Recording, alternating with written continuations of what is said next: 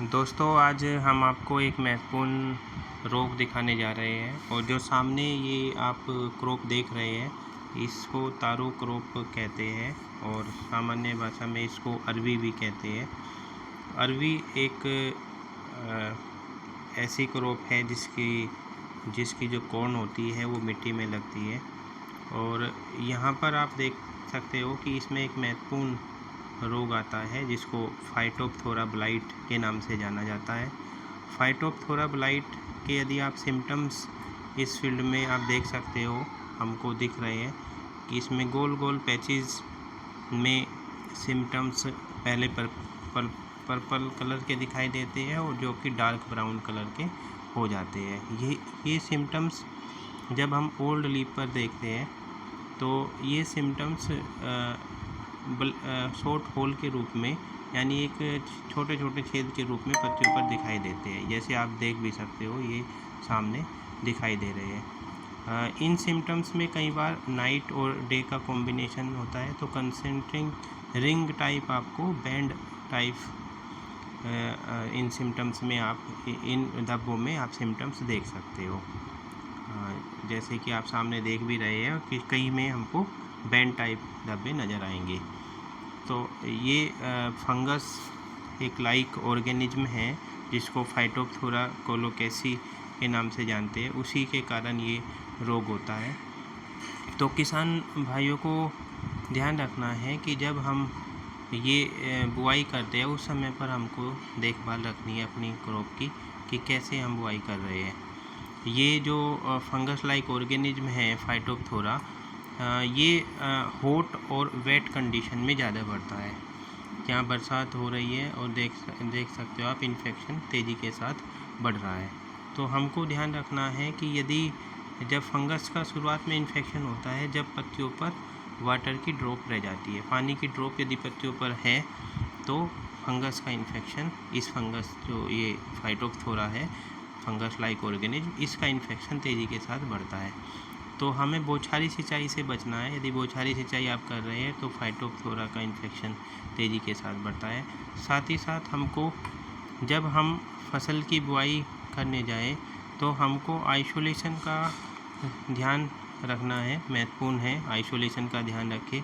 जब हम अरवी या तारो क्रॉप की कॉर्न बोते हैं तो हम उसको छोटे छोटे छेद कर ही बोए, ना कि एक बड़ा सा होल बनाकर या पैच बनाकर उसमें बहुत सारी कॉर्न को हम बोए।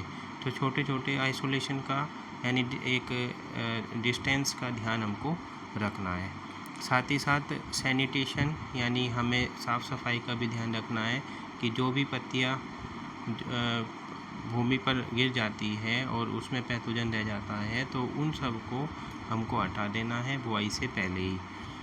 साथ ही साथ हमको बौछारी सिंचाई से बचना है और यदि हम ज़्यादा पानी अपने खेत में रखते हैं तो वहाँ पर भी रोग तेज़ी के साथ बढ़ता है। तो हमको ओवरहेड्स जो इरिगेशन होती है, जो ज़्यादा सिंचाई होती है, उससे भी हम किसानों को बचना है इस रोग की रोकथाम के लिए। एक महत्वपूर्ण चीज़ है कि यदि हमारी जहाँ हम क्रॉप लगाने जा रहे हैं, यदि वहाँ पर आपको लगता है कि उस मिट्टी में कंपोस्ट की मात्रा कम है तो हम पहले से ही वहाँ पर मिट्टी में अमेंडमेंट कंपोस्ट डाल देते हैं। साथ ही साथ हम कैल्शियम का भी ध्यान रखते हैं कि उसमें मिट्टी में कैल्शियम की मात्रा भरपूर हो, और इसके लिए कई बार हम पत्तियों की एनालिसिस भी कराते हैं कि उसमें कैल्शियम की मात्रा है या नहीं है या कितनी है, इसकी जांच आवश्यक करनी चाहिए।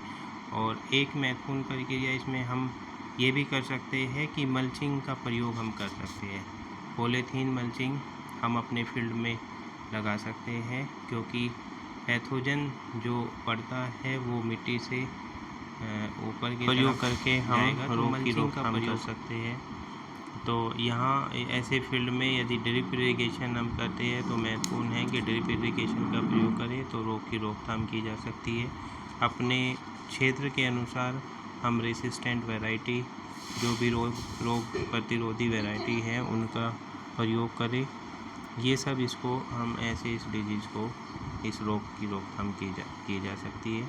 तो ये वीडियो आप आपके लिए महत्वपूर्ण हो सकती है यदि आप तारों की, क्रॉप या अरवी की खेती कर रहे हैं। तो ये एक महत्वपूर्ण रोग है और ये इन्फेक्शन पत्तियों के साथ साथ उसकी कोन तक इन्फेक्शन होता है। तो जो कोन होती है वो भी कई बार उसमें सड़ने लगती है। तो उस कोन में इन्फेक्शन जब होता है तो हमको लॉस काफ़ी मात्रा में बढ़ जाता है। तो धन्यवाद। Thank you very much.